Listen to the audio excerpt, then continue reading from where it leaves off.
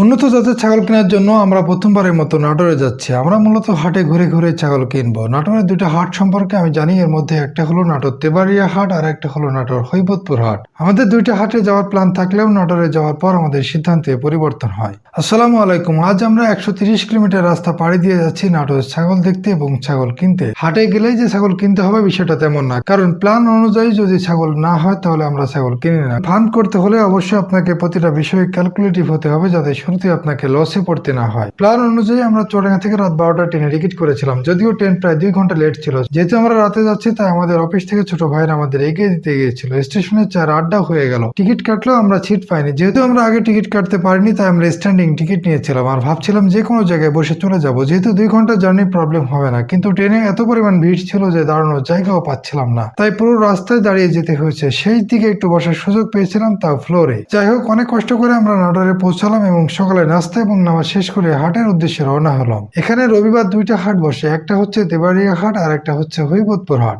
স্থানীয় কয়েকজনের সাথে কথা বলে জানতে পারলাম রবিবার সকাল 6টা থেকে 9টা পর্যন্ত হৈবতপুর যে হাটটা বসে, এখানে মূলত গ্রাম অঞ্চল থেকে ছাগল আসে এবং এখান থেকে ব্যাপারীরা ছাগল কিনে তেবাড়িয়া হাটে বিক্রি করে। একই দিনে যেহেতু দুইটা হাট, তাই এই হাট থেকে তুলনামূলক কম দামে ছাগল কিনে তেবাড়িয়া হাটে একটু বেশি দামে বিক্রি করা হয়। তেবাড়িয়া হাট শুরু হয় সকাল 9টা থেকে এবং শেষ হয় বেলা 3টার দিকে। তাই আমরা তেবাড়িয়া হাটে না গিয়ে সরাসরি হৈবতপুর হাটে আসলাম। আমরা এখানে পৌঁছালাম তখন 6টা বাজে। তখনও মাত্র কয়েকটা ছাগল ছিল হাটে। সময় গড়াতে ছাগলে ভর্তি হয়ে গেল হাট, বিশেষ করে বাচ্চা ছাগল। এই হাটে বাচ্চা ছাগলই বেশি দেখেছি, তবে মা ছাগলও আছে, সেটা তুলনামূলক কম। এই হাটে গুরুত্বপূর্ণ একটা বিষয় খেয়াল করলাম, সেটা হচ্ছে এখানে ব্যাপারীও বেশি এবং দালালও বেশি।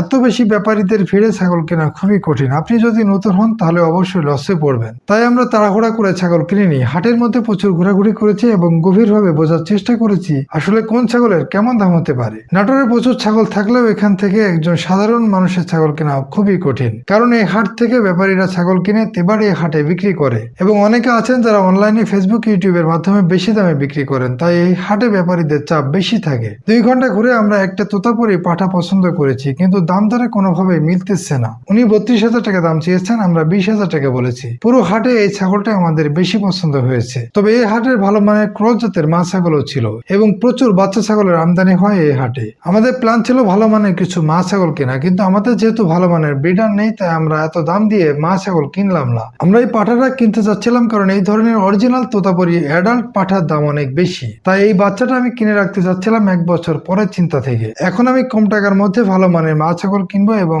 অন্য ব্রিডার দিয়ে ব্রিড করাবো। এরপরে আমার ফার্মের ব্রিডার রেডি হলে আমি ভালো মানের মা ছাগল কিনবো ইনশাআল্লাহ। তোতাপুরির পাশাপাশি একটা বিটল এবং হরিয়ানা পাঠার বাচ্চাও কেনার প্ল্যান আছে ইনশাআল্লাহ। শেষমেশ অনেক দামদার করে আমরা 26,000 টাকা দিয়ে পাঠার বাচ্চাটা কিনতে পেরেছি আলহামদুলিল্লাহ। আমাদের প্ল্যান ছিল এই বাচ্চাটা কেনার পর আমরা কিছু মেয়ে বাচ্চা কিনবো, কিন্তু বাচ্চাটা কিনতে কিনতে বাজার শেষ হয়ে গেল। এই হাট শেষ করে তেবাড়িয়া হাটে যাওয়ার প্ল্যান থাকলেও আমরা তেবাড়িয়া হাটে আর গেলাম না, কারণ আমরা যখন বুঝতে পারলাম এখান থেকে ব্যাপারীরা ছাগল কিনে সব তেবাড়িয়া হাটে নিয়ে গিয়ে বিক্রি করে, তখন আর গেলাম না। কারণ এই হাট থেকে ছাগলের দাম ওই হাটে বেশি হবে, এটাই স্বাভাবিক। আপনি যদি দূর থেকে নাটোরে ছাগল কিনতে আসেন তাহলে অবশ্যই বুঝে শুনে আসবেন। আর নতুন কেউ অল্প বাজেটে ফার্ম করতে চাইলে অবশ্যই ক্রস ব্রিড দিয়ে শুরু করাই বেটার। সেক্ষেত্রে আপনার এলাকা থেকে ছাগল সংগ্রহ করতে হবে। অবশ্যই আপনি একটি ভালো মানের ব্রিডার সংগ্রহ করবেন, তাহলে আপনি ধীরে ধীরে পিওর ব্রিড অথবা ভালো কোয়ালিটির ছাগল তৈরি করতে পারবেন। 130 কিলোমিটার রাস্তা পাড়ি দিয়ে এই ছাগলটি নিয়ে যেতে আমাদের অনেক কষ্ট হয়েছে, তবু আল্লাহর অশেষ রহমতে সুস্থ অবস্থায় আমরা বাড়ি ফিরে এসেছি। ছাগলটাও সুস্থ আছে। সবাই আমাদের জন্য দোয়া করবেন, আমরা যেন সফলতার সাথে এগিয়ে যেতে পারি।